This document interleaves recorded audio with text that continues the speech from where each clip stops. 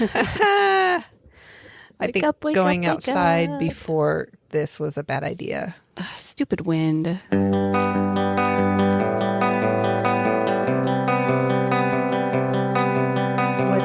What's new with you since the last time we spoke 10 minutes ago?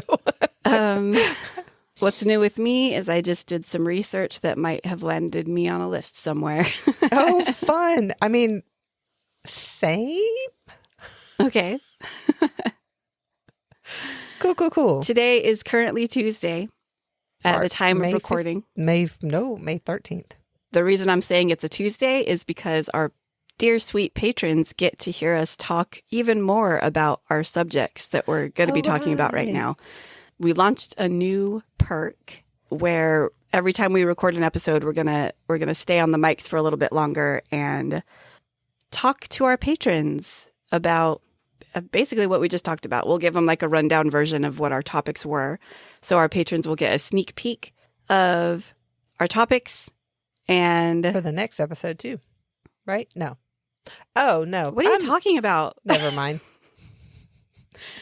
We did that in the last one too. You're like, they'll get to know the card draw. And I'm like, no. No. And it's funny because when we recorded the last episode, you said that you had already said that once before. Yep.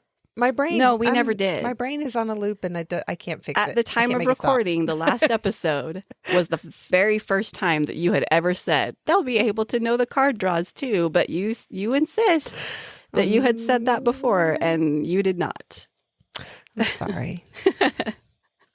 And you just did it again. Please keep being my friend. Oh, man. Yeah. Anyway, the new Patreon perk. New perk. You'll get on Tuesdays. We are releasing a little after chat session that we are officially calling And Another Thing. And we're going to give our patrons a sneak peek of what we just recorded and maybe include a few other things that did not make the recording. Some extra deep dive information. Some extra info, bonus content. Yeah. Good. Okay. I'm tired still. What's new with you? What is new I didn't with actually me? say what was new with me. That was what's new with us. It's the same thing. It's not. We are separate people. I know. But we're in like the same place. So it's like it's hard to. Yeah, anyway. What's new with me? My Jeep is going to cost me some money. Yeah. But that's okay. Oh, yeah. I guess, yeah. I did the thing with my car too, and there are some repairs that need to happen. Yeah. None of them are like, my car's not going to explode anytime soon, which is great. Yeah, no, mine is probably not going to explode anytime soon either. So that's good. It still just won't drive longer than like 20 minutes before the check engine light comes on. So yay. Yay, car stuff. Don't know why, but yep. I'm going to Texas in a few days. In like 2 weeks. In like 9 days. Okay. So a little over a week. Well, yeah. Anyway, that's fun. Yeah, that's happening. You're going to Texas, and I'm going to stay home and clean. Cool. Yay! Yeah. Because it's driving me crazy, and we don't have time to clean. That's the thing. Just time. Yeah. I would like time. The unexpected day off is nice, though. Yeah. We are recording this, as I mentioned, on a Tuesday. Normally, at 1:30 on a Tuesday, we would be at work. But today, we got the day off. My boss texted me last night and was like, there's not much to do. You guys can both take the day off. So yay. That was nice. Yay. Yeah. So we spent the morning finalizing our research, and now we're recording. And then I'm going to edit until we have to go make pies tonight. Yeah. Edit like crazy. Yeah. I have nothing else to add. Oh, we're tallying up the results from our scavenger hunt. I do have that. Oh, yes. It's apologies for the delay in us figuring out who the winner is, but it seems like life is just like, it's been so crazy lately with all the things. Mm-hmm. So, yeah, sorry that the scavenger hunt took a bit of a a back burner, but we are, Hids is tallying. She's going through the submissions and counting up those points, and we'll have a winner soon. Yep. We'll and notify. I guess hopefully by the time this actually releases to the public, we'll have a winner. My goal is the 15th, which is when this releases. So we should Thursday. We should have an announcement either the 15th or 16th on Patreon and our social medias, and we'll announce the winner. Cool. I'm excited. Pew, pew, pew, pew, pew. That sounds in my head now. I'm sorry. Other than that, we got our Rook Runner Raven medals in today. Do you want to open them right now? Yeah. Do you want to get them? Because Kate just sat down in front of me. So well, she's sort of half in front of me too. Hang on. Okay. Do you have scissors? I do. Oh, and scissors are here. Hang on. Okay. Ambient noise. So much. That is like the weirdest wrapper I've ever seen. I love it. You haven't seen one of these? Not the big, I've seen bubble wrap, but not a bubble wrap box. Oh, yeah. They're a thing. It's very cool. So these were made by one of our patrons. Shout out to Rob. Yeah, thanks, Rob. He's got a laser engraver, and he does this for other companies too. Other race events. He does several different places. I guess short run. I smell the stain. The stain, and it smells so good. Okay. They look so awesome. Oh, they're so cool. I love them. Sweet. So we'll be assembling these. We got little lanyard ribbons to go with them. They're so cool. This is like one of those moments I wish we did do this on YouTube and we could be like, look at these cool medals. That might be a future thing. Yeah. But we'll have pictures up on the social medias. We'll do a little photo shoot with them. They're so cool. They're wood. I think birch is what we ended up with. Stained wood, laser engraved, little raven with his little running shoes on. I love them so much. So cool. And this was our first ever virtual race supporting the National Park Foundation. Yay. So we're super excited. We had, I think, like 25 people or ish, 27-ish. I don't remember. I think 25 might have been no. 28's coming to mind. 28. So it might be 28. Yeah. So we're super excited. Thank you to everyone who ran with us. We are going to do another event in October, and you can stay tuned to the social medias to get the deets on that. Also happening in October is another scavenger hunt. Because October is going to be our 3-year anniversary of launching our Patreon. Yay! So excited. Oh, goodness. The Stupid wind. Oh, stupid wind. Cake, my dear. Oh, there's nothing. Oh, she's okay. The wind is making big booming noises, and Cake doesn't like thunder, so she thinks, she's under the. She is right under the table where there's absolutely no room for a big lab. Poor precious thing. Oh. All right. Well, I think that's the last of our announcements. We did launch the Patreon writing thing, which is that's going fun. I think we did talk about that last time. Okay, I couldn't remember. I don't have a brain. Yeah. Oh, Caker. She's like, poor thing. I know. It's okay. Let's toss the dice. Let's see who's gonna get. Okay, we're gonna toss the dice up first, based on our search history and our content. It might be you. I mean, at this point, I'm just no longer surprised if I roll higher than you. Like, it's not. And I rolled a 19, so chances are. Yeah. I got a 17. I rolled really high. Any other time, a 17 would be a high roll, but no. Okay. Okay, fine. What's the FBI coming for you today? The FBI is coming for me because I researched a lot of ways to poison people. Oh, did you get the poison garden? I did. Dude, that's so awesome. Okay. I want to, well, we probably shouldn't. There's too many children in the neighborhood. I was like, I want to plant a poison garden. I mean, if we had a fence, then we totally could. Yeah. I mean, we probably shouldn't. There is nothing illegal about planting a poison garden because you need, humans to actually make it a poison. Yeah. Well, most plants that are poisonous to humans are actually poisonous to animals too. So maybe, Okay. I don't know. When we If win we the have, lottery like, and we get our big fancy cages. conservatory, Yeah. we'll put a poison garden in the corner of it. I have a note in here since we were originally planning on recording on Friday, which was the Friday before Mother's Day. It was Public Gardens Day, a holiday that's always celebrated the Friday before Mother's Day. I did not know that. So I was going to say the happy Public Gardens Day. Yay! But it was like, how many days ago now? Almost a week ago by the time people are listening to this. Yeah. So, yep. It's okay. ADHD, we're behind on everything. Yeah, it's fine. Yeah.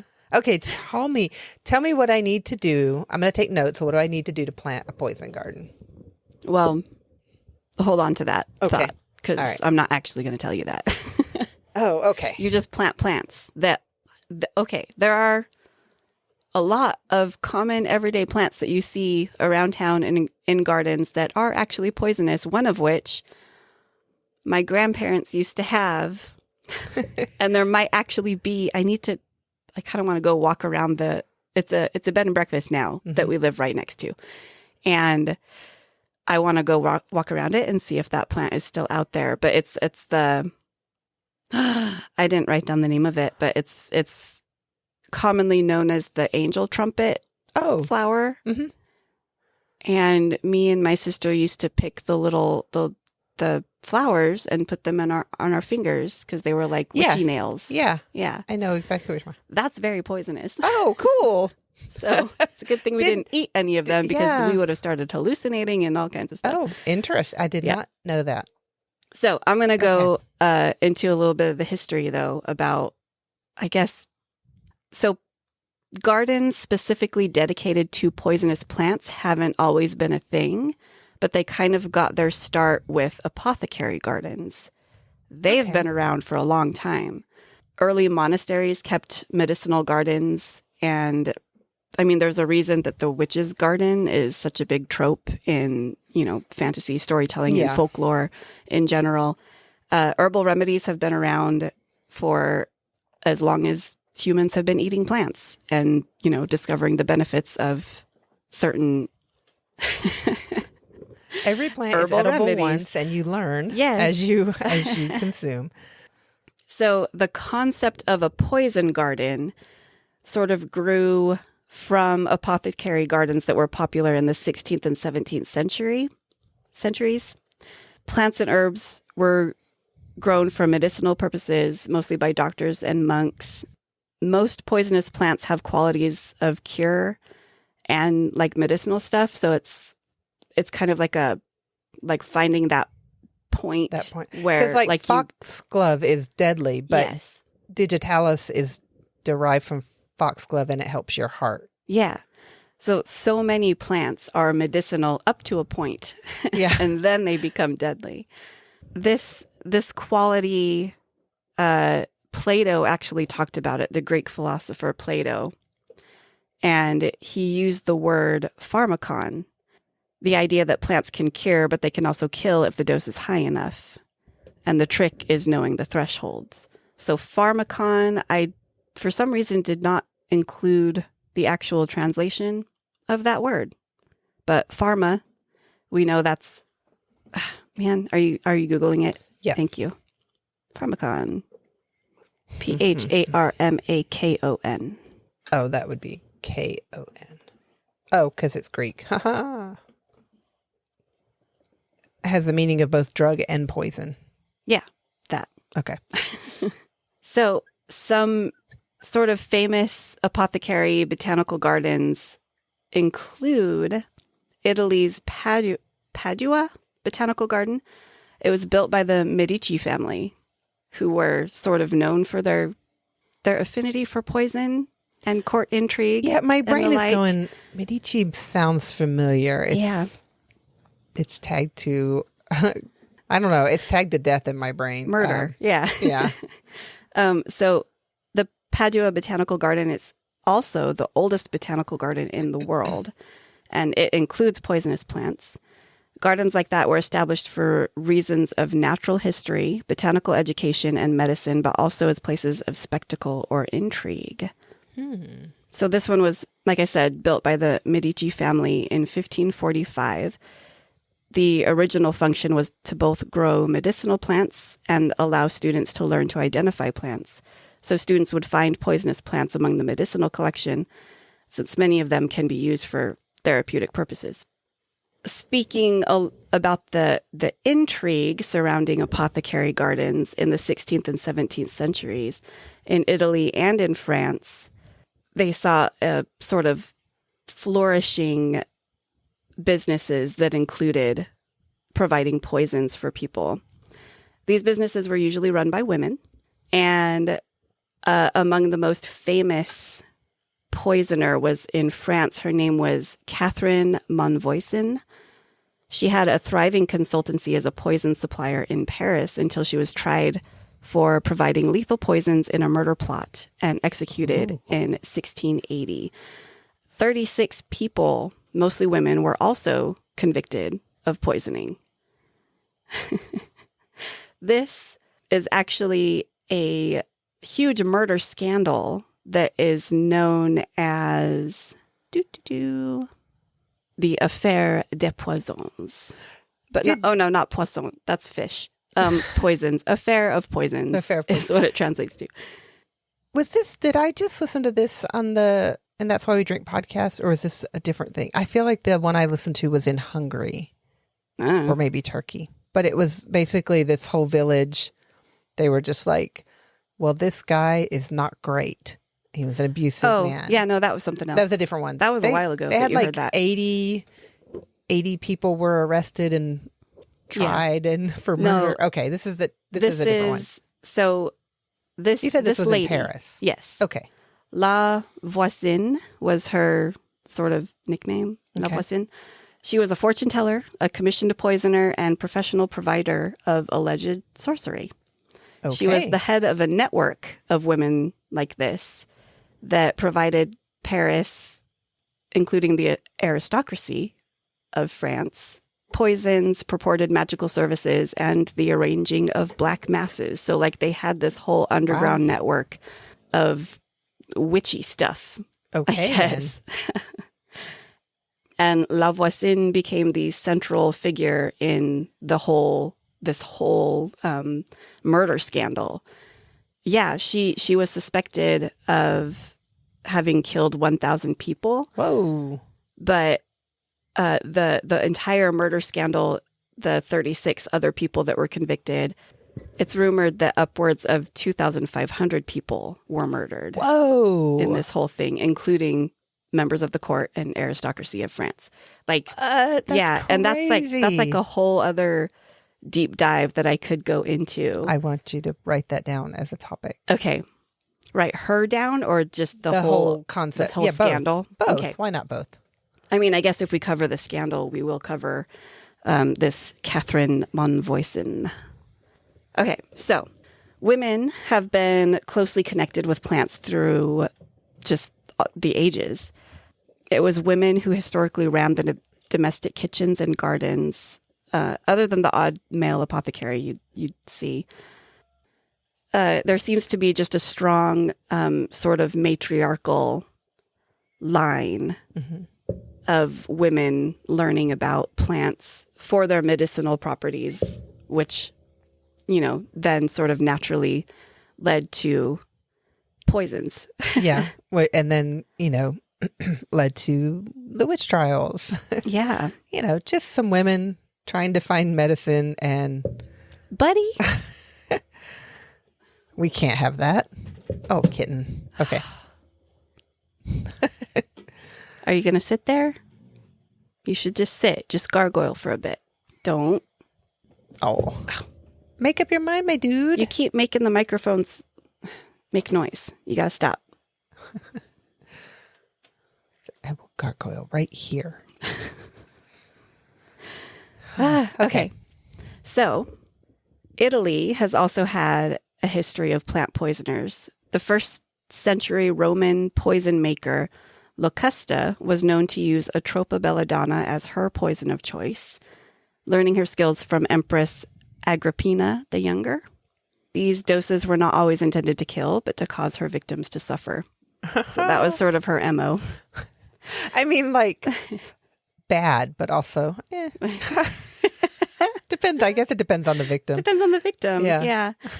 I'm just going to go, they probably deserved it. Oh my gosh. No, I'm sorry. I watched, you know that there is a comedian, oh my gosh, he's hilarious and I forget his name, but I watched a reel of his today that's like, like with all, like, ladies, the justice system is like failing you, right? Because like Crosby's out and, like all these other sex offender criminals are just being released and free to go.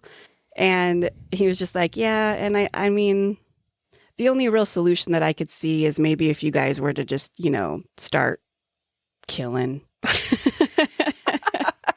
Is it that like Josh Johnson? Yeah, I think that's, I love that him. guy. He's hilarious. Yeah. Okay. He's awesome. He's always got the gray hoodie on. Yeah.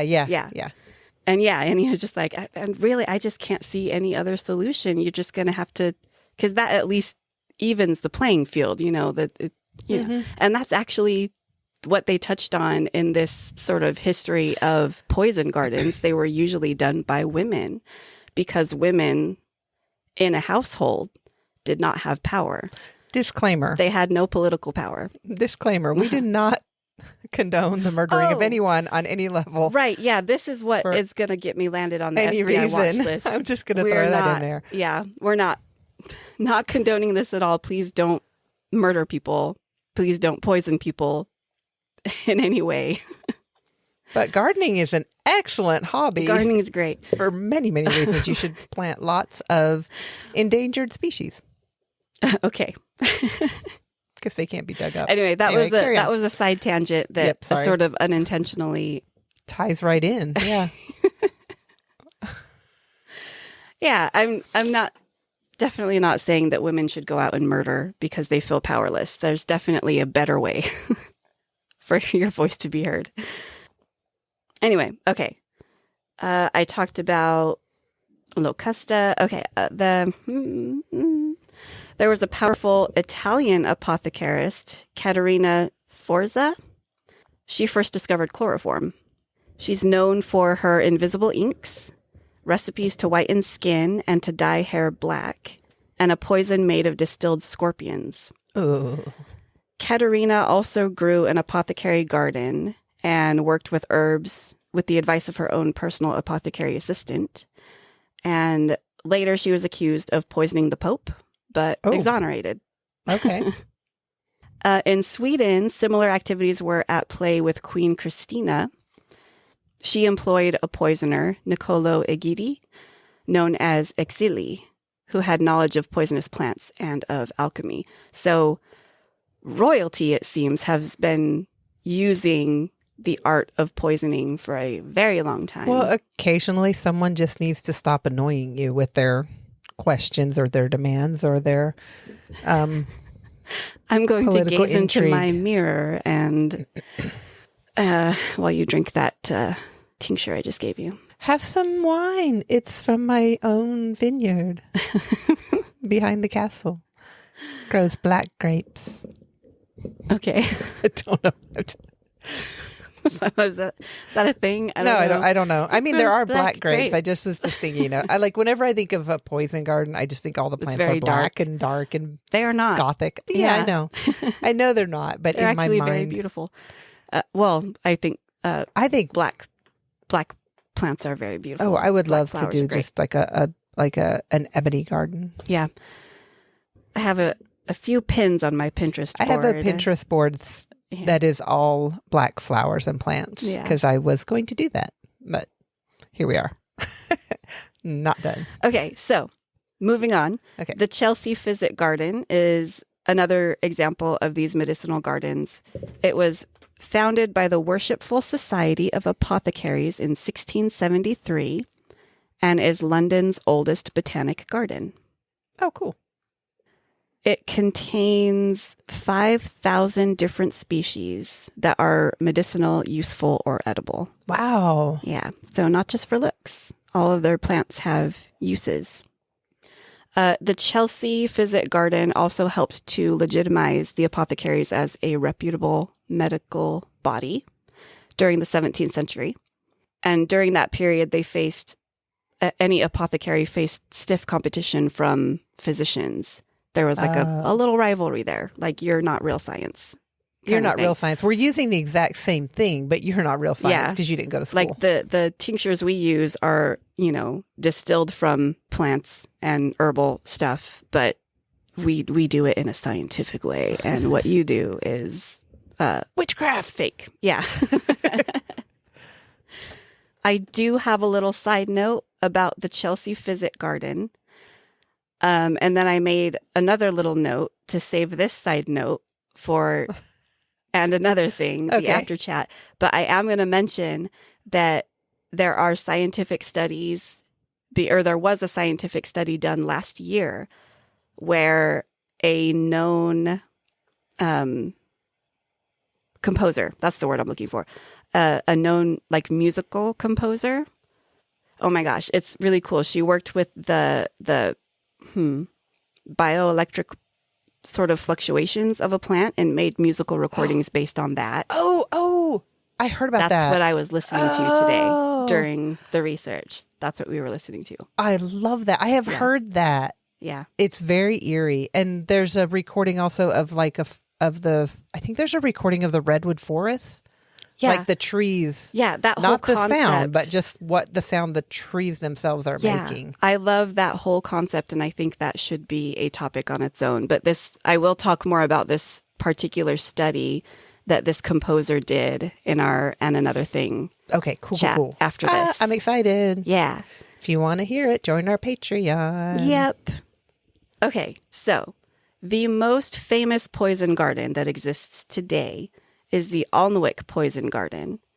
It is a pet project of the Duchess of Northumberland, and it's sort of tucked away in a locked section of the 12-acre full garden of the Alnwick castle grounds that she lives in. Is this like the one that you always kind of see pictures of? Yes. Okay. If you Google Poison Garden, it dominates the search results. This is the one.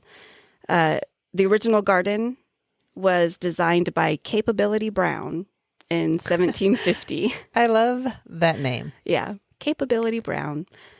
That was in 1750, but fell into disrepair.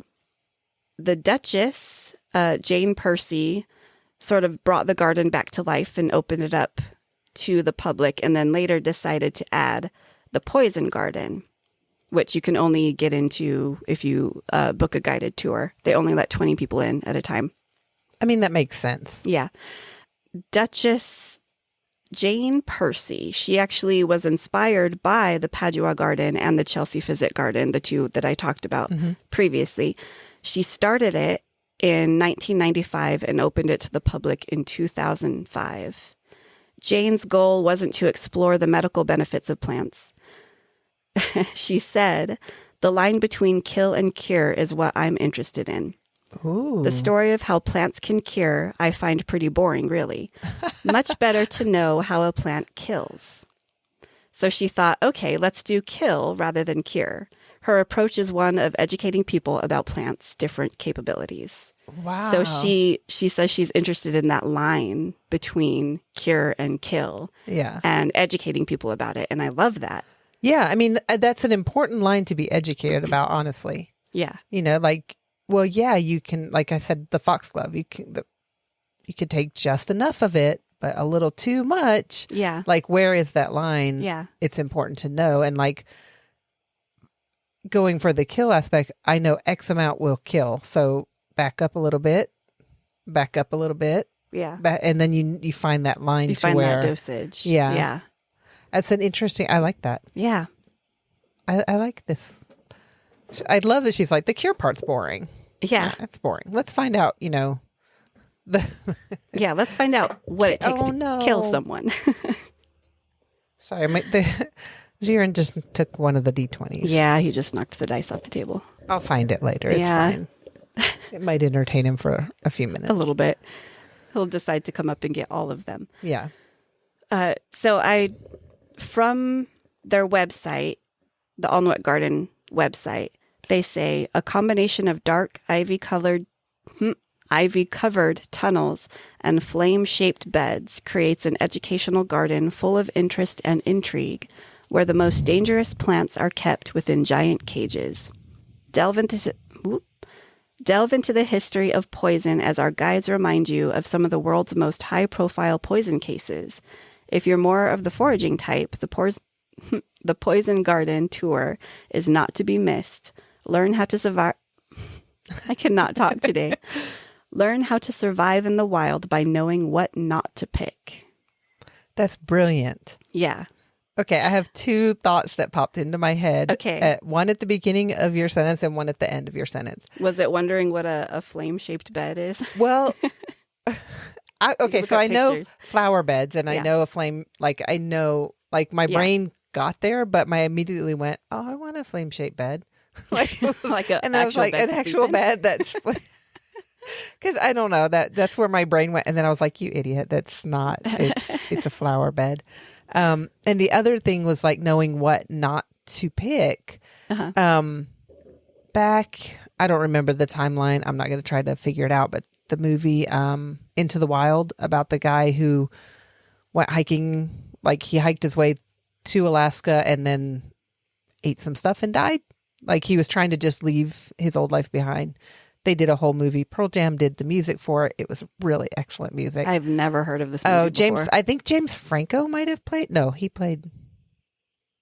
I don't remember. It was a good movie. Anyway, that's how he died, because there's two plant seeds that look very similar, and he ate the wrong one. Oops. At least that's what it was in the movie. But yeah, he ate the wrong one and died. Knowing what not to pick is important. the key to survival. It's just as important as knowing what to pick, I guess. The Poison Garden is home to around 100 species of dangerous, toxic, and harmful plants, each of which has the potential to severely injure you. These are some of the most dangerous to look but not touch, to look out for on your tour. Sorry, I'm still reading from the website. No, that's fine. I'm going to just correct myself. It wasn't James Franco. That was the one where he that was the one with the cut rock. his off. Yeah. Yeah. He cut his arm. It was Emil Hirsch. And I know I'm saying that wrong. Anyway, carry on. That was my correction for myself. Next up on the website, it lists a few of the plants that they have. And I decided to look them up to see what exactly they do and what makes them poisonous. Oh. And that's probably the first thing that landed me on the FBI watch list. I'm sure. Yes. What poisonous plants can I grow in Arizona? Oh, wait. Oops. All right. So the website lists laburnum. That will give you gastrointestinal problems, vomiting, irritated mucous membranes, seizures, and circulatory problems. If a lethal dose is ingested, paralysis of the entire body may occur, with death resulting from respiratory paralysis. However, as long as no parts of the plant are absorbed into the body through consumption, you do not have to worry about toxicity because the laburnum poses little danger when merely touched. Okay. It's very pretty. Yeah. It's also known as the golden chain tree. Yeah. It's very pretty. I'm going to look up flowers. each one because I'm very curious. Okay. The Atropa belladonna. Symptoms of poisoning include dilated pupils, sensitivity to light, blurred vision, tachycardia, which is rapid heart rate typically exceeding 100 beats per minute, loss of balance, staggering, headache, rash, flushing, severely dry mouth and throat, slurred speech, urinary retention, constipation, confusion, hallucinations, delirium, and convulsions. That's quite a bit. Yeah. It looks just like, oh man, like you've probably walked past it 100 times when you're out hiking. Okay. Yeah, it's a nightshade, isn't it? Yeah, which I'm allergic to. Yeah. Cool. Helleborus odorus. There are a few different types of Helleborus. Helleborus. Odorous. Odorus. Okay, there we are. I found Helleborus orientalis. Yeah. This plant contains 3 toxic ingredients: glycosides, which can cause the heart to slow down; saponin, which acts on the nervous system to cause drowsiness; and helleborine in the roots that may cause vomiting or diarrhea when ingested. Sounds lovely. They're known as Lenten roses. Yeah. Oh, no, that's the Helleborus orientalis. Yeah, that's the same thing. Okay, sorry. They're very pretty. They're green odorous flowers. is green. Yeah. Yeah. They're really cool. You just don't see a lot of green flowers. Yeah. They're very cute. They're very simple little, sweet little petals. Sweet little green petals. Why can't I say petals? Oh my gosh. All right. Next up is monk's hood, also known as wolfsbane. Wolfsbane. All parts of raw monk's hood plants are extremely poisonous. Most severe poisonings happen as a result of ingesting monk's hood, but you can easily absorb the poison through the skin. Oh. Monk's hood contains several compounds that are toxic to humans, most notably aconitine, I don't know, aconitine. Aconitine, I think. It mainly affects the heart, but also affects the nervous system. Death due to monk's hood poisoning is usually caused by abnormal heart rate and difficulty breathing. These seem to all kind of simulate like a heart attack. Yeah. Interesting. So, yep. Just putting that out there. Yeah. It's also very pretty. It's a very deep purple plant, which I think is, deep purple flowers. And fun fact, the reason it got its nickname of wolfsbane is because people used to sort of distill a liquid poison from it and dip the tips of darts and arrows in it. And that's how they took care of the wolf, any wolf attacks that would happen. Okay. Yeah. So they would keep wolfsbane tipped arrows or whatever on hand to take care of the wolves. Just leave those. Don't touch that. Yeah. Interesting. It looks a lot like hollyhocks. Like they that do. kind of. Yeah. But a deep purple. Yeah, really deep purple. Not your typical. And the flowers are a little bit different shape, but they do look a lot like. If I saw that, I would be that papery thin petal. Yeah, if I saw it, I would it's a purple hollyhock. Yeah, and then I'd go smell it and die. Yeah. Okay. Yeah, careful. Cool. There is also the Ricinus communis. Spell that. I'm looking these up. Ricinus. Wait, Ricinus. Oh, there it is. Okay. Communis. Symptoms. Oh, okay. Yeah, it's right. It's the castor oil bean plant. Mm-hmm. Symptoms of ricin ingestion include nausea, vomiting, diarrhea, hematemesis, and melena. Hematemesis, I think, is bleeding under the skin, right? Hema, yes, that's blood, and something. I'm trying to remember my brief stint in taking prereqs for medical school. We had to learn. Oh, that's internal bleeding. Okay. Subcutaneous is under the skin. Yeah. So that's hematemesis is internal bleeding.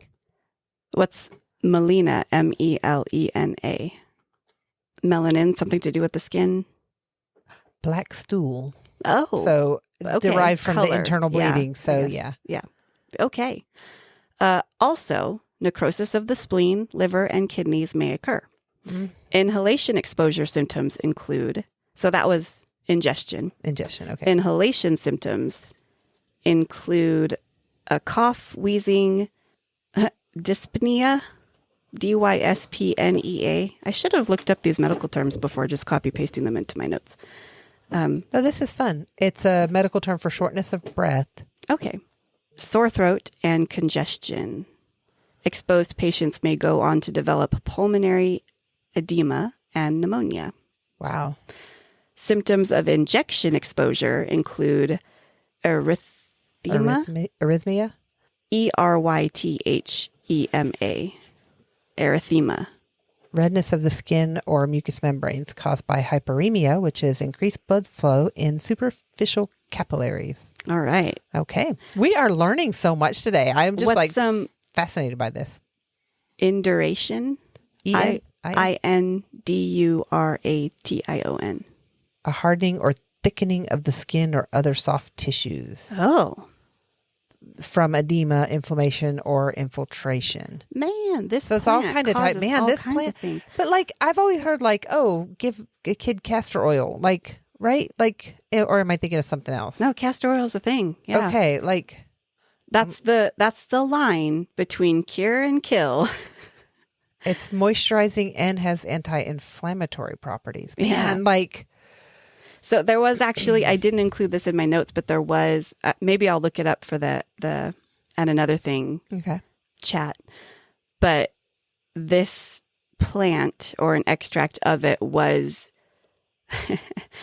kind of used in a famous espionage case in the 70s, I think. Ooh. Where someone tipped like just the tip of an umbrella with this poison and just jabbed it as they walked by into someone and killed them. Yeah. Whoa, I'll so look that up cool. and we'll talk about that because I mean, that's not cool. I mean, but it is very cool. Like yeah. It's I like love an epic the old spy move, you know? The old cheesy spy moves. I'm like, did they really do this? But like some of them, wow, they did attempt that. That's crazy. Okay, I've got a whole go. list of symptoms here for this, for just the castor? The ricin, yeah. Wow. For injection. It's, where did I leave off? Induration. Okay, that was the hardening of the skin and tissue. Yes. Blisters, capillary leak syndrome, and localized necrosis surrounding the injection site. So dead skin. Oh, gosh, man. Yeah. These symptoms may progress to seizures, shock, organ failure, pulmonary edema, and respiratory failure. Symptoms may begin within a few hours if ingested. However, symptoms may start almost immediately or may not be apparent for several hours in cases of ingestion or inhalation. So it might start, but it might not. But it might not, yeah. Wow. It could take several hours to take effect, kind of probably just depending on the dosage and your own physiology. Yeah. Man, this is great. You know, it's funny because like I've seen this plant in just random gardens. Yeah. Don't touch it. Don't touch it. Don't breathe it. Don't plant it without a big sign. It's not a great thing. Okay. The next one is giant hogweed. And when I looked this up, the website that I found it on had like a big yellow banner across the screen that said, "Do not touch." Oh, is this the one that like this is the one that they talk about like kids. Oh yeah. They talk about like kids just like 3rd-degree burns. Yeah. Like it's so bad. And it just grows everywhere in the South. Giant hogweed. The scientific name is kind of fun. It's called Heracleum mantegazzianum. Mantegazzianum. I'm looking at it right. Mantegazzianum. Anyway, it's super big. It's a large invasive plant that can cause painful burns and scarring. Oh, I'm going to give you a warning. If you Google this plant and look on the Google images, you are going to see burns. Yeah. And it is it's so brushing against this plant or breaking it releases a sap that combined with sunlight and moisture can cause a severe burn within 24 to 48 hours. Again, I'm going to trigger warning. If you Google this image, you will see burns and they are she's over there really cringing. Horrific. Yeah. But I want you to look this plant up so that you don't touch it. So you know what it looks like. Oh my gosh. Where does it grow? I didn't It says it's an invasive plant species, but where is it? I saw that it was introduced into Britain. Hang on. Native to the Western Caucasus region of Eurasia, it was introduced to Britain as an ornamental plant in the 19th century. Oh my gosh. Who did that? As an ornamental plant. Here, take this. It's pretty. Look how pretty this is. I'm sure it was somebody going, you know what? We should get rid of those royals over there. Yeah. Look how pretty this plant is. Here is a gift. you should, I don't know, roll around in it or whatever. Yeah. It's good luck if the sap gets on you. Ancient Chinese tradition. Ancient Oriental tradition. Yeah. Oh. Yeah. Oh my goodness. It's not great. I am just saying. You should definitely learn what it looks like so you can avoid it. Yeah. All right. Couple more on this list. The opium poppy. Opium. It's a powerful narcotic whose derivatives include morphine, codeine, heroin, and oxycodone. It's got a whole cocktail of stuff in it. Like I'm allergic to oxycodone. Okay, so don't. But I love poppy seeds. Don't see. There we go. It's the opium poppy. Oh, it's a different poppy. Okay. Yeah. Well, I mean, poppy seeds do have like trace. They do have opiatic properties. I don't think that's a word, but no, traces. I like it. They have trace properties of opium in them. But this one specific, the opium poppy, is the worst one. Yeah. Well, the most dangerous. That's one, the one that causes the hallucinatory. Opium trips. Yeah. It's crazy. Sorry, that was a little tangent there, but it's also a very pretty plant. Poppies are very pretty. Mm-hmm. Yeah. I like poppies. The gimpy. The wuddy. GYMPI. Oh. Okay. It's named for the it's found in Australia. Dendrocinide mororides. Yeah, I didn't include the scientific name of it in my notes because I couldn't pronounce it's it. It's a stinging plant. But then I couldn't come up with the word for no, like the indigenous people of Australia. There is a tribe with a name that is similar to this plant. Oh, okay. That's what I'm trying to say. Apparently, it's the world's most painful plant. So, of course, it's in Australia. Yeah. So it's notorious for its extremely... We love you, Australia, by the way. I want to go visit so bad. Australia. Notorious for its extremely painful sting, which may leave victims suffering for weeks or even months. It's reputed to be the most venomous plant in Australia, if not the world. After contact with the plant, the victim will feel an immediate severe burning and stinging at the site of contact, which then intensifies further over the next 20 to 30 minutes and will last from hours to several days before subsiding. So I just saw an article in the New York Post. The world's most poisonous plant has driven people to suicide. Oh my goodness. From the pain. Wow. Yeah. The one thing that I read in the note, I did not see that, but I did read that like people will often just not be able to sleep because the pain's so much. And there's like, gosh. Yeah. Oh, it's so bad. Okay. That's it. That's all. Oh my gosh. I probably could have. I mean, we could list all of them and go on for hours and hours. But like there are like 100 different plants in that botanical garden. And that was just a few of them. I recognize all of them actually as like, because I used to just pour over like the flower catalogs and order seeds and order plants and go to all the nurseries around. But they're not great, but also they can be perfectly fine if used correctly. I found the name of the trumpet flowers that me and my sister used to play with. Oh yeah. It's called Brugmansia. Brugmansia. Oh, it's in the nightshade family. It's like a big tree. Yeah, it's like Okay, they're very pretty. Yeah. Again, nightshade. It stimulates psychoactive hallucinations if eaten. Its seeds and leaves are potentially poisonous and could cause confusion, fast heartbeats, paralysis, tremors, and even death. Wow, they're beautiful. They come in white, pinks, oranges. I think the white ones, oddly enough, are called the devil's trumpet. I mean, the datura, Datura, is sort of a cousin to this plant. Oh yeah, they're just really pretty. Yeah. I forgot Cake was under me. I just put my foot on her. She doesn't seem to Datura, the trumpet flower, grows upwards. The other ones hang down. Oh. Okay, so devil's trumpet coming from below and facing the angel trumpet's coming from down. This. That's clever. Okay, I get it. But they're both very bad for you, so please stay away from them. Yeah. This is fascinating. I have so many Google pages open right now with all these different plants that you've just listed. Yeah. One of my sources, it talks about henbane as well. Highly toxic nightshade. In small doses, it relieves vomiting. Also in the nightshade and family. Can treat menstrual and digestive complaints. Interesting. Yeah. So I'm just going to say, if it's in the nightshade family, don't. Yeah, don't nightshade touch is it. just bad It's news. just bad. Tomatoes, by the way, are nightshade. Yeah. Oh, sorry. That was your foot. It's fine.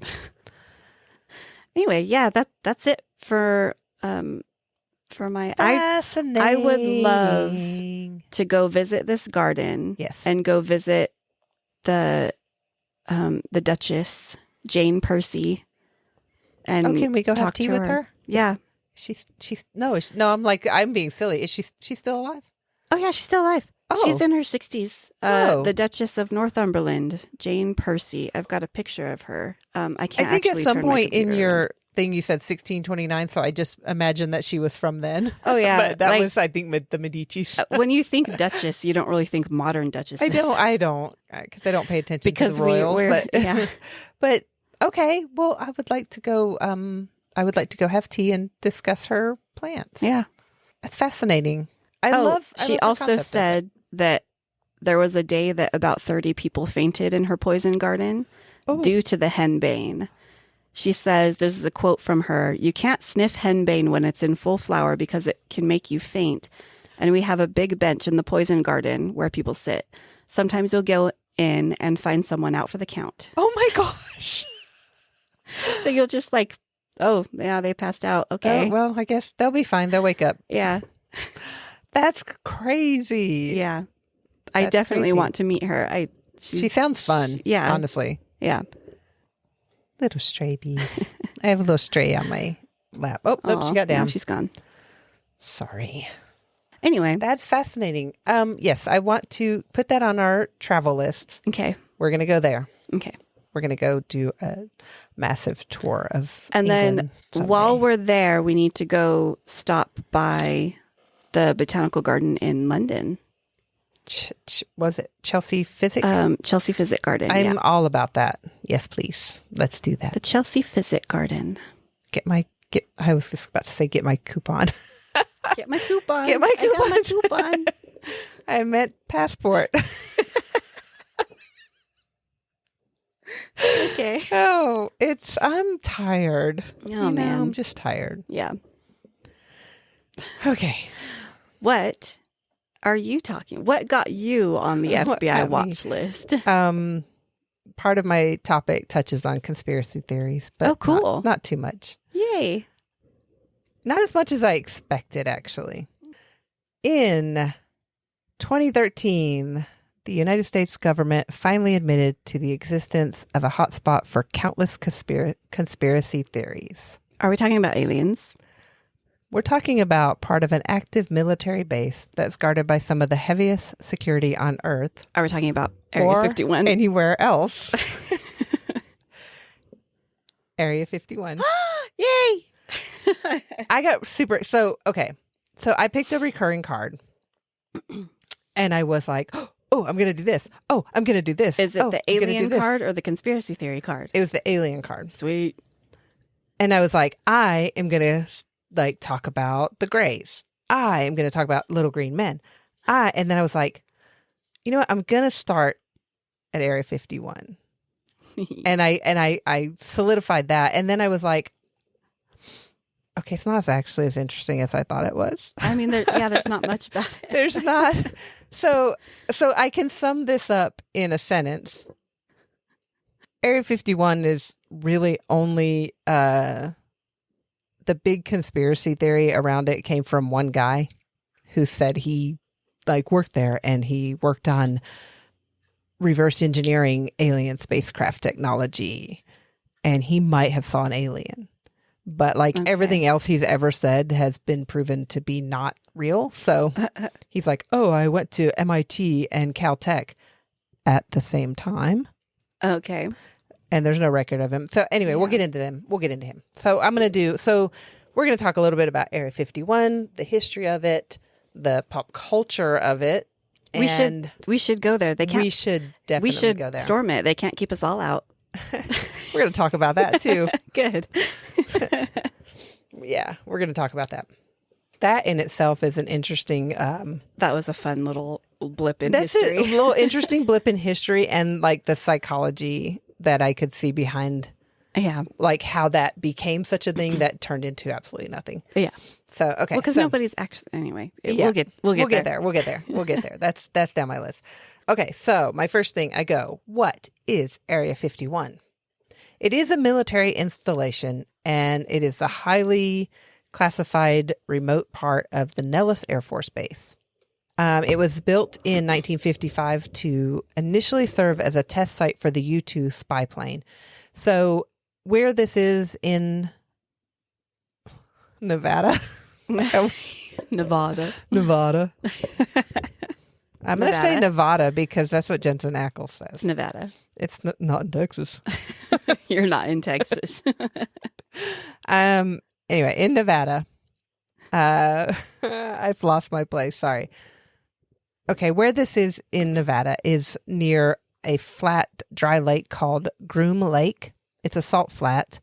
And when they were looking for a place to do these tests, they saw this lake and they were like, perfect landing strip, perfect landing area, test site, miles away from everything. The only thing that's really nearby that was of any interest was a mine, lead and silver mine, that was discovered in 1864. And the English company Groom Lead Mines Limited financed the Conception mines in the 1870s, which gave the district its name. Mining continued until 1918 and then resumed in the early 50s after World War II. But the airfield started in 1942 as the Indian Springs Air Force Auxiliary Field and consisted of 2 unpaved 5,000-foot runways. I have to remember, I scrolled down in my notes to talk about Groom Lake, and now I'm going back and I'm going, what? I don't remember what I talked about. So I'm just going to say, it was initially built in 1955 to serve as a test site for the U-2 spy plane. It has never been declared top secret, but it is highly protected and highly restricted, both land and air use. And I did read that, like, even Air Force pilots from the Nellis Air Base, if they cross into the restricted zone, like, they can be reprimanded and have I'm like, they can get in trouble, and like even their own people. So I never realized that it was never designated top secret. Nope, but everything is under classified and restricted use, which is interesting. Okay. It's like, okay, and I figured there's probably it's just classified. There's probably reasons for that, like based on what laws are in existence and when and what happens there as far as the Freedom of Information Act. Yeah. Other aircraft that were tested include the Archangel 12, the F-117 Nighthawk stealth fighter, and the SR-71 Blackbird, which is the transportation of choice of the X-Men in the X-Men comics. Oh, okay. I think they souped it up a bit for the Marvel universe. Yeah, probably. The Marvel Cinematic Universe. But the X-Men used to fly the Blackbird, which is the plane that can land it can fly and land without a runway. Yeah. Which is kind of cool. So the details of Area 51 are not made public, but the Air Force says it is an open training range. It is commonly thought to support the development and testing of experimental aircraft and weapon system. And in 1955, it was primarily for flight testing the Lockheed U-2 spy plane. It is officially known as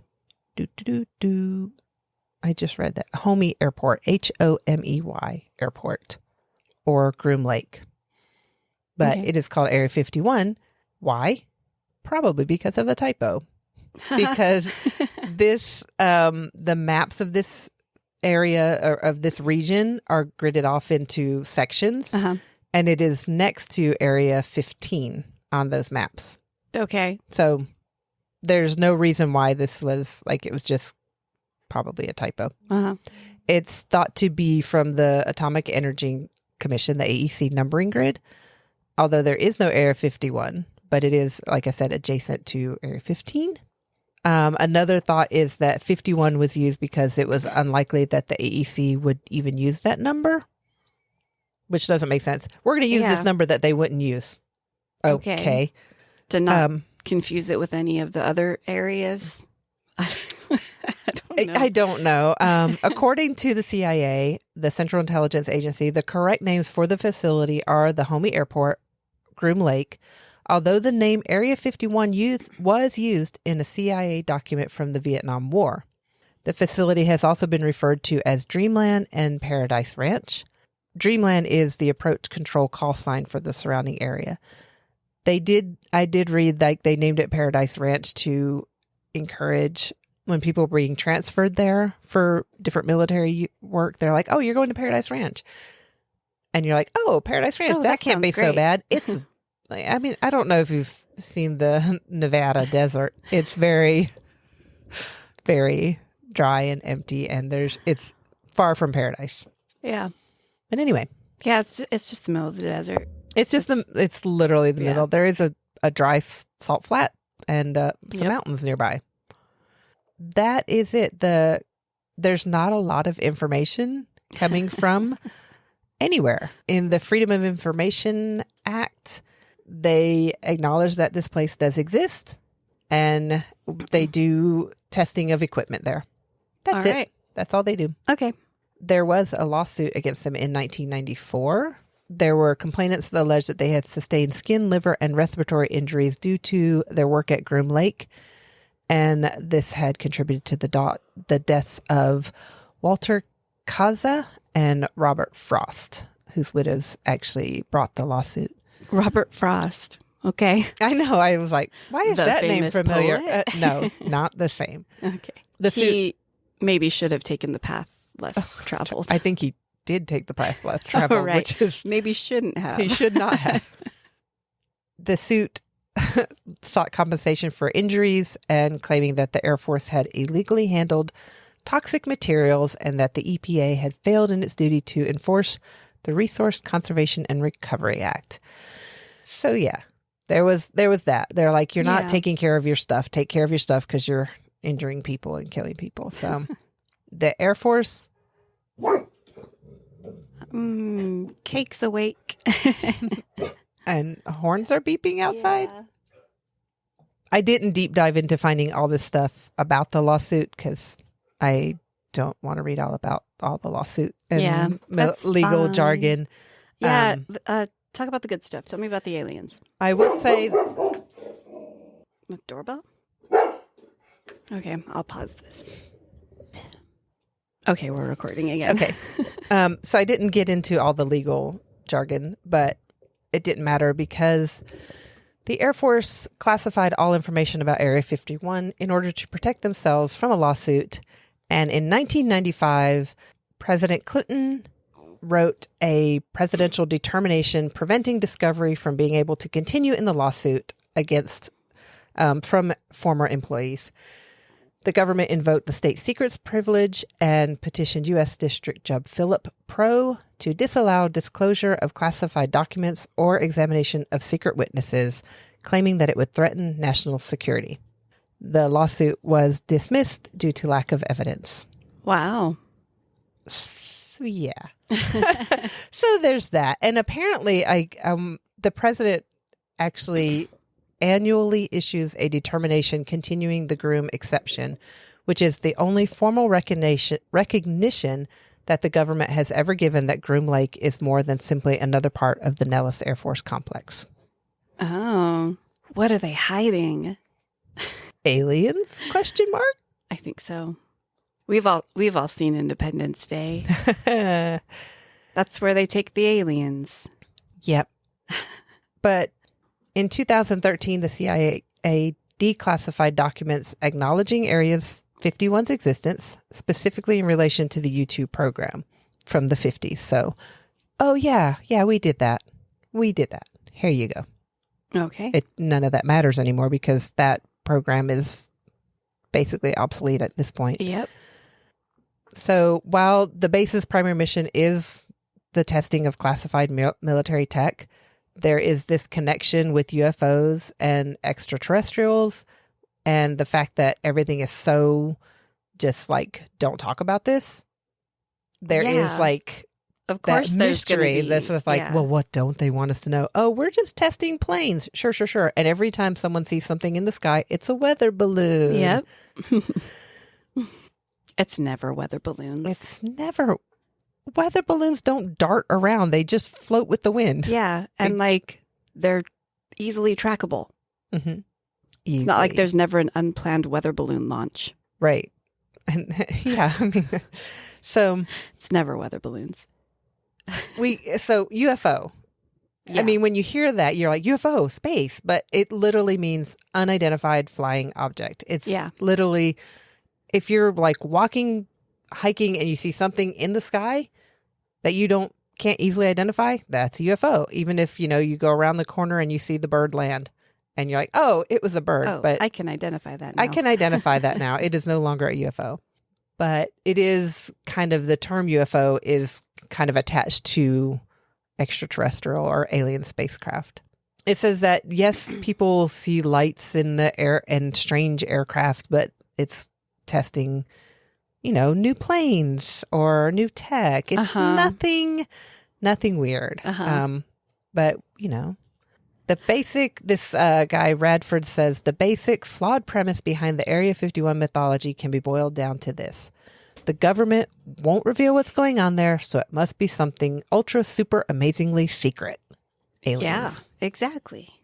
So this culture has kind of grown up around Area 51, a tourism culture and a mystere, like, oh, there's aliens there. They're hiding the aliens. If you watched, I mean, literally any movies, like the fourth Indiana Jones that we don't like to talk about, there's an alien at Area 51. And that is also where they took the Ark of the Covenant from the first Indiana Jones, which was an excellent movie that we do like to talk about. Yeah. As you mentioned, Independence Day, they took the ship to Area 51 and studied it there. There's Area 51 is thrown around so much. Yeah. The mythology of Area 51 was reinforced in 1989, and this is when I talked about the guy.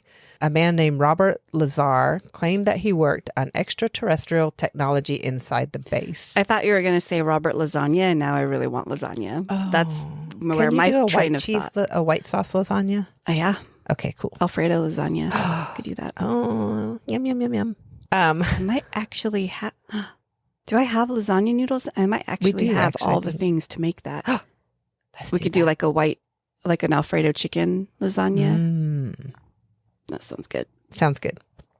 Anyway, dinner is sorted. Let's do that. Tell me about Mr. Lasagna. Robert Lasagna told Las Vegas television reporter George Knapp that he had viewed autopsy photographs of aliens and that the government used the facility to examine recovered alien spacecraft, and that he helped reverse engineer technology from those spacecrafts.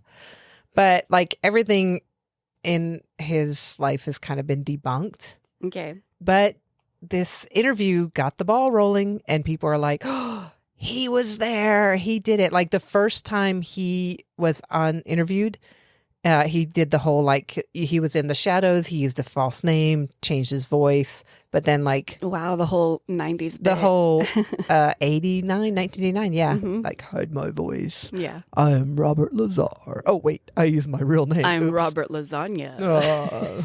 Bobby Lasagna, coming to you live. Bobby Lasagna. Here to talk about aliens. Coming to you live from Las Vegas.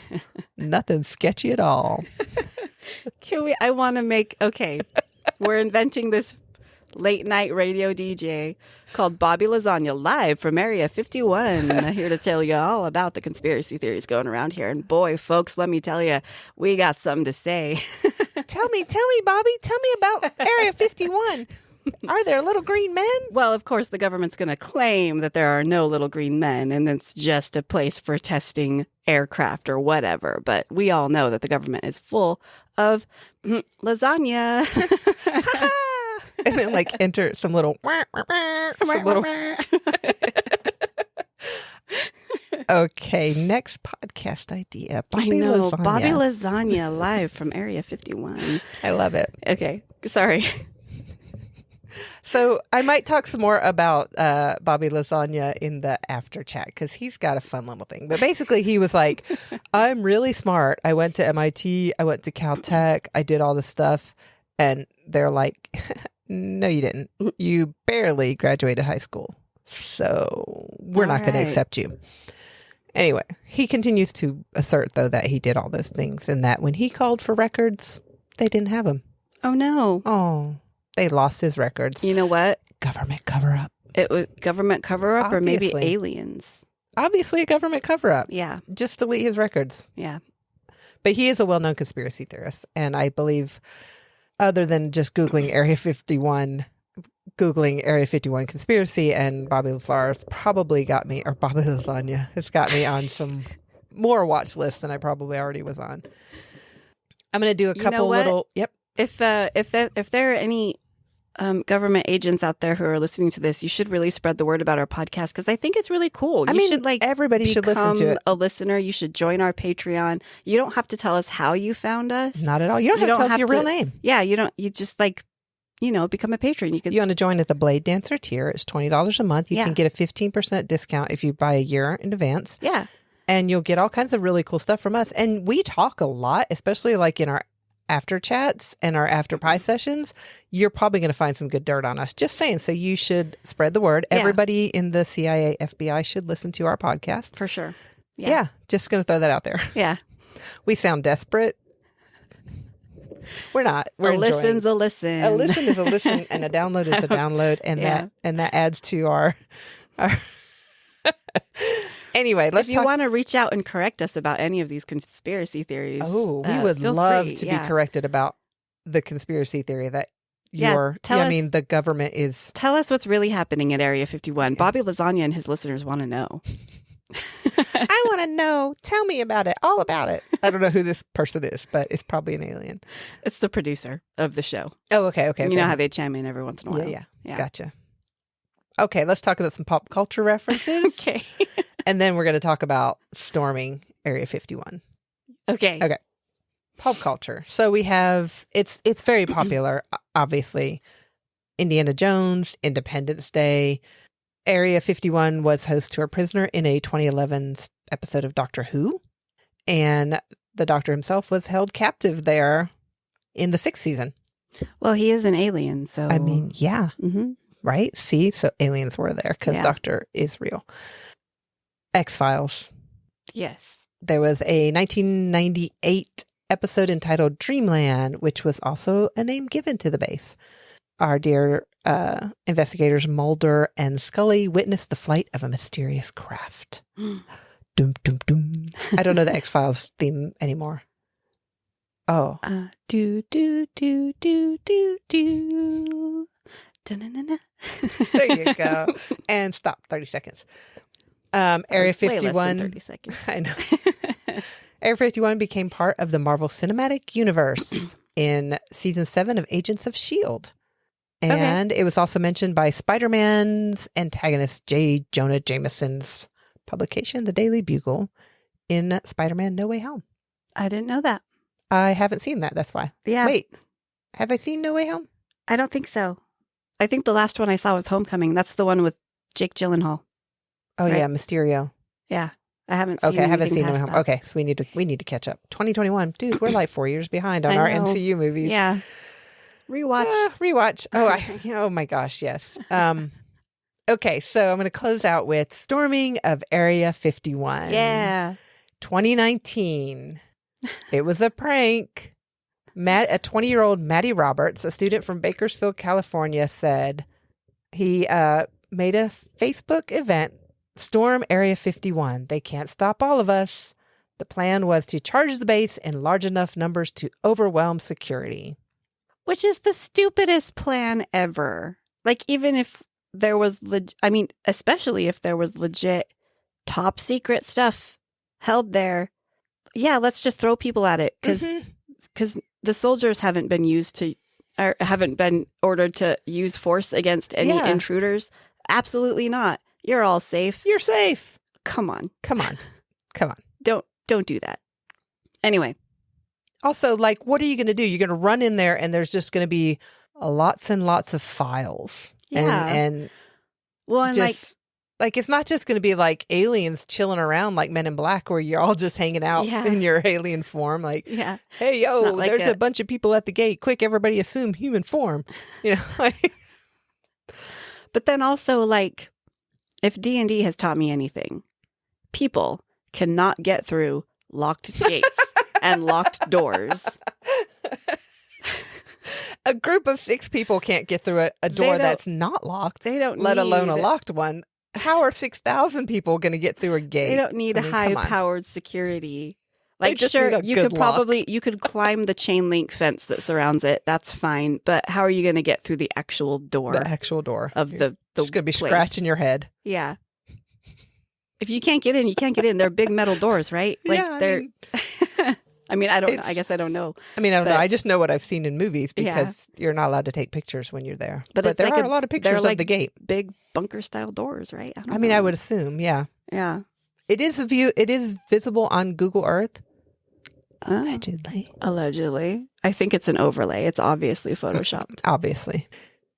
In the end, an estimated 6,000 people made it to the event after millions responded to the event.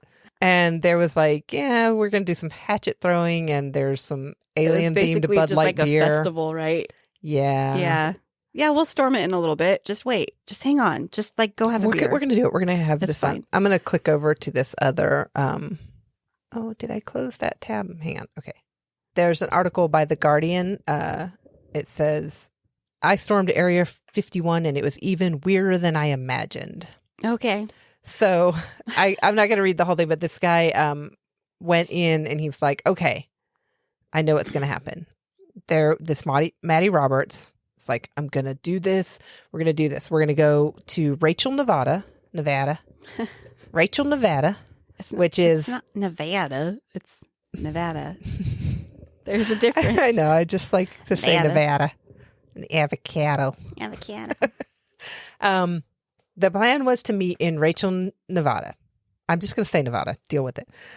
Which is the closest town and has a population of about 54 people and 1 gas station. Oh, okay.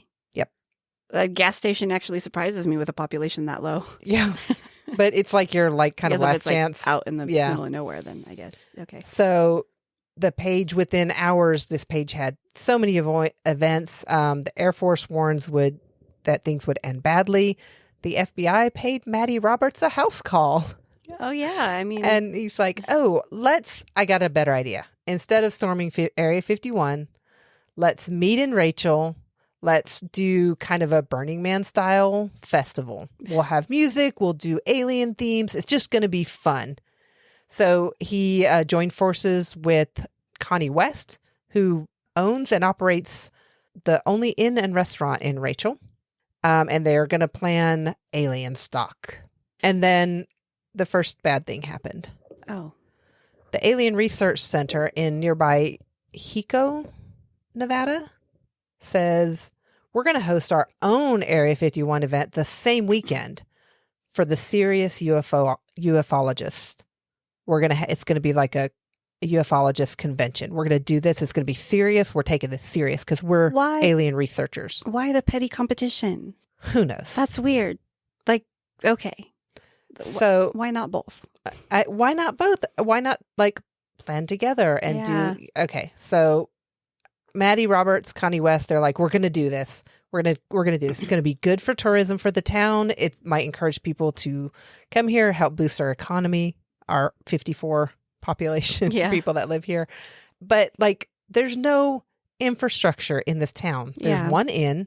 There's not like a ton of RV parking or campsites or anything. You're just in the desert. Yeah. People are going to die of dehydration. Uh-huh. They're going to trespass on people who own this land. And there's going to be crazy people with guns. Like, it's just going to get nuts. So before the event, 9 days before the events, Maddie Roberts is like, I'm out. This is going to be bad. He's like, Connie West is not prepared. There's not Oh, no yeah. one. Blame Blame her. Connie Yeah. West, right? It was your You're idea, the one Maddie. that started the whole Own thing. up to it. You were Come on. expecting millions. Mm-hmm. Come on. Budweiser did offer to sponsor a free alternative alien stock event in a safe, clean venue in Las Vegas. Okay. So 3 events on the same weekend. Connie West says, no, we're still going to have this concert. I've already put a bunch of money into getting people here. It's going to happen. It's going to happen. So 3 events. The original event in Rachel, Nevada. Uh-huh. Another event, a more serious event in Hico, Nevada, and a music festival in Las Vegas. Mm-hmm. So this guy, the reporter who's writing this, kind of did a trip through, and he drove out to Rachel, he started at the Las Vegas event. He got there shortly after 7 to an outdoor venue. There's like alien themes. There's a green swimming pool, or a swimming pool bathed in green light. There's a DJ blasting dubstep, and he's like, "Whoo, no one's here. Cool. This is going to be great." But then people started trickling many in costume. Someone who wore a shirt or carried a sign that said "Green Lives Matter." And he actually tried to talk to Maddie Roberts, but like he was kind of holding court, and people were like getting So Maddie Roberts was at the Vegas Roberts one. Yeah, he was in Vegas. He's the one. He was like, "Hey, let's go to Vegas instead." I mean, I would rather be in Vegas than the middle of the desert. Yeah, with one inn and a gas station. He was like, "I'm amazed at how things turned out," and he's like signing autographs, and like the reporter was like, "Oh, I have more." Oh, he got swept away in the crowd. So this did turn into a few hundred people dancing and having their little alien party. And he's like, I'm going to go. I'm going to go. So he went and drove north to Rachel. And he got there, and there were a few thousand people there hanging out. He did stop at the Alien Research Center in Hico. It was basically a bunch of souvenir sellers. There was some hardcore ufologists, including MUFON, the Mutual UFO Network. You can become a field investigator for them. Can we do that? I think I might do that. Okay. Just for funsies. Yeah. Because we live here. I'm just going to say, you might want to become a patron and listen to the after chat, because alien stuff happens here in Snowflake. Alien stories are coming. Yeah. But they said he expected the Area 51 stormers is what he called these. Like, I expect them to be conspiracy theorists, the 4chan folks, people on the fringe of the political spectrum, and like kind of, the kind of people you would like stay away from at a gathering. Okay. But he says they were mostly just people out, because they had nothing better to do. Tourists who were like, we're going to experience America, aliens. This is great. And he talked to 2 guys, a Swiss German and a Japanese guy, and they're like, they met learning English in New York, and they're like, we're going to do a road trip out to this crazy thing. And they showed up, and they're just like, well, I've been thinking about taking a road trip. Let's do it. Let's go. So it was just kind of, just fun stuff. To America. Yeah. I mean, it's fun. I would have went. I would have had a blast. Yeah. And he said when he got to Rachel, I wonder if Travis Walton was there. He goes to cons. Oh, he goes to UFO conventions and stuff. I don't know. Yeah. We should find out. Okay, we'll ask him. We'll call him up. When he got there, he said there were a couple thousand people, not the 2 million who had responded, or the 30,000 that were feared to actually show up. But there were punk bands, different bands playing the music festival. There were a couple punk bands that just showed up and were like, "Hey, put us on the bill. Let us play. It's a good, this could be good for us." But yeah, it was just kind of a chill little festival in the desert. Didn't turn out bad. Nobody got crazy. I don't even think they went to Area 51, which was just a few miles. I think he says 5. Getting to the entrance of Area 51 is 20 minutes out of Rachel on an unmarked, unpaved road. So people were driving there to the checkpoint, taking pictures of the sign that clearly says "No pictures allowed." Yeah. And taking pictures doing their selfies, doing their moments, and then heading out. A couple weeks earlier, 2 YouTubers tried to sneak through and ended up in jail. So don't do it. Just go and I mean, like, come on. Like, the fact that they ended up in jail, that does not say that they are actually hiding something. It means you snuck onto government property. It means you were trespassing. Yeah. If you go onto your neighbor's property, you can be arrested for trespassing. Yeah. Like, it doesn't say anything except there were definitely aliens. It's clearly marked. Do not enter private property. No trespassing. Yeah. That was my little skeptic coming out, but I do believe they're hiding something. Totally hiding something. I would like to be proven wrong on that. Yeah. So you know what to do. Again, FBI agents, if you're listening, just let us know what we got wrong. Yep. So in the end, the 3 events went off without a hitch in their different locales. Okay. You had some memories if you got to go to one. There were some rumors that the district attorney for the area was going to sue Connie West or Maddie Roberts, because while this influx of people boosted the local economy of Rachel, it cost the county government a bunch of money in law enforcement and EMT and, just like infrastructure support. But dumb.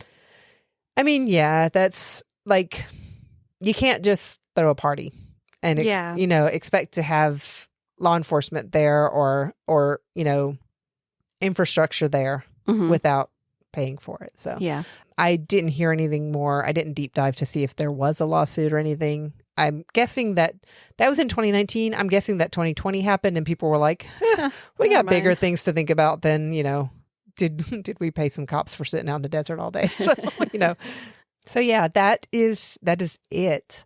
Like I said, Area 51 could be summed up. It's a top secret place. And because it's a top secret place, conspiracy theories abound.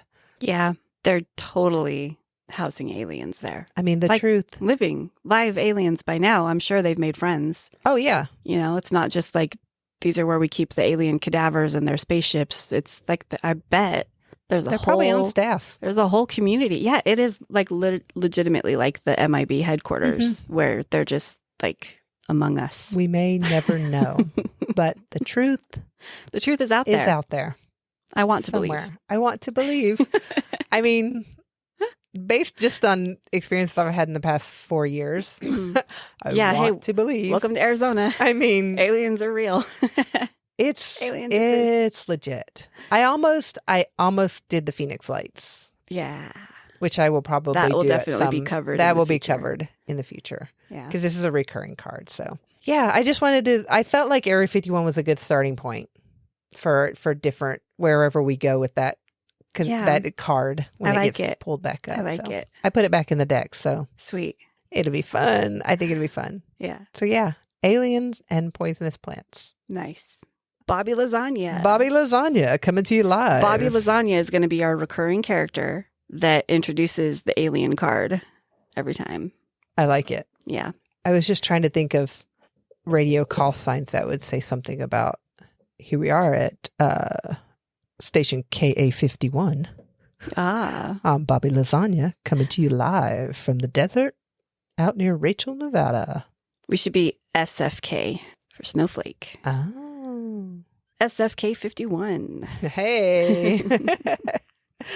Oh, man. Now I want to go just write scripts for Bobby Lasagna. I know. Bobby Lasagna's radio station. Yes. Maybe we'll do a little side project there. Yeah. I'm every time we get the alien card, we'll do a little Bobby Lasagna episode. Yeah. Whoever gets it just needs to adopt the persona of Bobby Lasagna. Oh, and do the whole thing. Do the whole thing. Okay. Yeah. Okay. Mm-hmm. Ooh. Okay. That'll be fun. We can do that. We're DMs. We can get into the character. Oh, 100%. 100% in character. I love it. Do you want to draw some new cards and see what we're going to talk about next time? I guess we should. First, though, wait. No, let's draw the cards first. Okay. Oh, no, I'm curious. Well, I was just going to plug our social medias and the website and all that, but let's do that before we should really plan our endings better. We should. Stop, little boy. He's just putting his face in my drink. He is such a little dork. Uh-oh. Yeah, I was waiting for that. Yep. He gets mad. He'll put his face down in your cup. And then he'll just boop. And if he can't reach the ice, he just flings it. Come on, bud. Wait, you can't go there. I need to put the cards there. Sorry. I was just distracting him from my water. Okay. Cards. Okay. I'm going to choose this one. Speaking of aliens, when I go to Texas, I'm going to be stopping at Roswell, which is also a card somewhere in this deck. Roswell is? Roswell, New Mexico, yeah. Should that be in the travel card? This card, I don't know if I'm smart enough to cover this one. We'll see. I'm interested in this one, and I don't know if I'm smart enough, but we'll see what happens with it because I'm interested in this topic. Okay, we'll see. We'll see. All right, this is good. Oh my gosh, this is going to be interesting. We both just had the same reaction. We're both card. Like, well, this might be interesting. I love this. I think this is one of my favorite parts is because you come off a topic that you've just spent so much time in, and now you're like, I got to shift gears. I have to switch. I have to shift gears off of this. Yeah. And this one is a shift. Yeah, this one is a shift as well. I was just like, oh, could I tie it in? And I'm like, I don't think I could tie it in, but I mean, I might. If I have one word that could tie it in, but I don't want to give anything away. No, don't give it away. Yeah.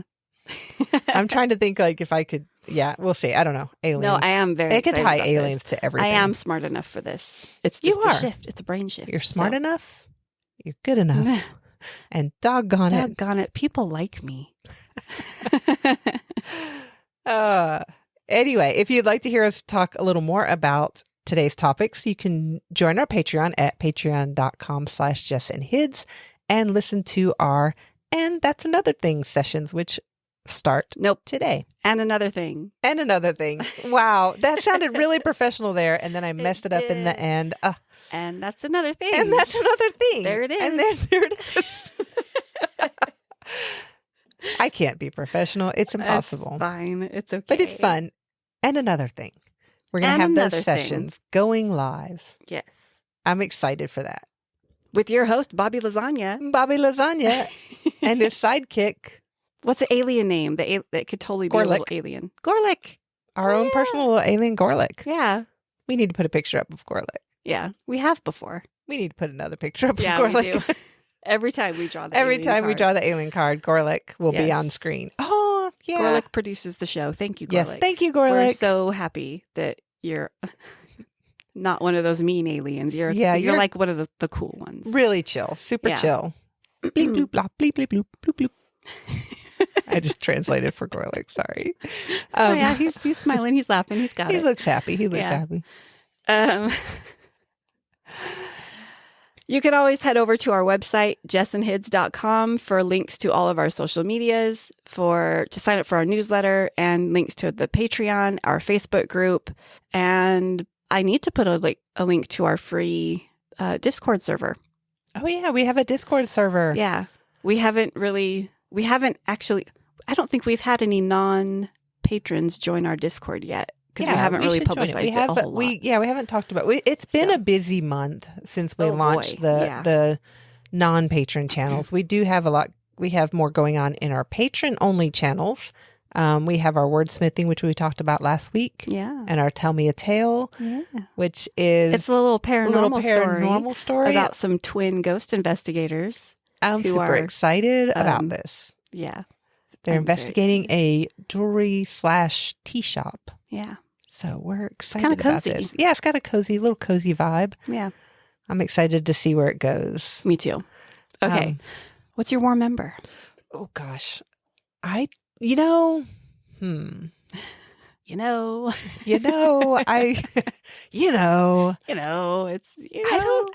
I think, I should have thought about this. I think my warm ember is the fact that we had today off. Oh, yes. That's been such, oh my goodness. We've been just kind of going. Sleep in. Yeah. As much as we could. Because I did still have to get my research. I still had to wake up. But it was nice to just wake up and stay in my pajamas. Yeah. I haven't changed all day. Yeah. Well, I did because I had to go pick up my Jeep. Oh, yeah. I have not. I quickly changed back into my pajamas. So, I think that might be Just having the day off, an unexpected day off. Yeah. Such a good war member. I wish I could take an unexpected week off. I mean, now the monkey's paw just popped in my head, and I'm like, be careful what you wish for. Just a week, though. Just like, I'm putting that out there. I'm not saying I want to like not have a job. No. Just a week. Okay. Just a week off. Anyway, sorry. That's just my brain just went, Yeah. Let's see. Come up with the monkey's paw for a week off. a week off. Well, okay. No, don't. Please don't. A Just lot don't. of It's injuries fine. take a week to recover We've from. been watching, I know, we've been watching watching the Watcher Watcher TV. TV. We talked about them last episode. Watcher TV. It's Shane Bergara and No, Ryan Shane Bergara Madej. and Shane Madej. That's why I could not think of the name. it's we've been watching their Are You Scared series, and like every time we're like, okay, that was a fun little, but there was one the other night we were like, no, we got to watch like Gravity Falls or something. Under the bed. The dude under the bed was not And, like- cool. like, I just pulled my it was feet up a on the seat. creepypasta. I'm like, no. It was a creepypasta that they read, or maybe it was a story that somebody submitted to the show, but they read scary stories. And this story was about like some guy with like weird things would happen in this guy's house and he didn't know what was going on. And then he saw on his security cameras one day that he saw like a shadow just appear in his bedroom. And just stand a there. humanoid figure, and just stood there with his hands over his, like covering his face, facing the camera, but covering his face. Stood there all day, the whole time this guy was at work. And just like when he came home. right before he came home, like 30 seconds before he opened the door, the thing crouched down and crawled under his bed. It's so And creepy. then the security footage shows the guy coming in and like getting in bed, and like he opens his phone to check the security camera, and he sees this, and he's like in bed with the lights off right now. So he's like, and the story is told in his perspective. So he's saying like, I am in bed right now and the lights are off, and this is what I just saw on my security camera. And then, so creepy. oh my gosh, it was creepy. And we were like, I don't want to go to bed after that. I don't want to go to bed. Like it was like 1 a.m. too, and we're like, yeah, let's watch some Gravity Falls. Yeah, let's watch something fun. happy. That's fun. we'll watch some good stuff. Yeah, I don't So know. what's your war member? Okay, sorry, that might be it. I mean, I'm liking watching Watcher TV. Like it's been a while since we've been able to just binge a show. Yeah. But this one, they're short. They're like little 15-minute things, and we don't really have to pay full attention to them because they're just reading a story, and then like they have like Little commentary tangents, and like their hilarious commentary. So yeah, I like that, and it's getting my creativity flowing again. Because like if I'm not consuming stories, then I'm not coming up with stories. Yeah, same. And even though like I don't like usually, I have not dabbled in writing scary stories. No. So that's not like my usual genre. But even just listening to these stories, I'm like, oh, that was a fun little story. I liked how they did that. And Yeah, like, just the it's creative- making me think about other things. The So- creative storytelling vibe, Yeah. like getting and like being like for me, it's listening to the descriptions because like I know like when we write, we often have to go back and be like, oh, Fill in the description parts because it's in our heads and we can see like what this person looks like or we Yeah. can see where they're at, but we have to get it on the page without being dry. So we have to describe environment and stuff. And so listening to some of these because they are very descriptive of the environments. Yeah. It's actually quite helpful. So yeah, that's kind of helping. But yeah, I think That's my that's a good war member. Yeah. Just having that little outlet ability to binge a little something and get that creative. I Yeah. like that. Yeah. Excellent. So we're going to chat about this episode right now. Right now. But not right now. Not right now. We're going to stop this recording. Yeah, we're going to I'm going to definitely do 2 separate recordings so I don't have to chop it up. So thank you for listening. Remember to become a patron. We will always have and another thing, after chats available on our Patreon page to patrons. So even if you become a patron later, you get to go back and listen to all the bonus content. And that we'll we have tag for them this. to which episode they came with. So if you have something that you are interested in as of episode 25, Yeah. when we launched this. It's episode 25. Episode 25. I know. It's so crazy. we will have them tagged so that you can easily find which episode you want to hear any extra bonus stuff on. You'll know. Yeah. Thank you for listening. Thank you. We'll talk to you next week. All right. With topics that we're looking at a little nervous about. We'll see how they come out. All right, bye. Bye.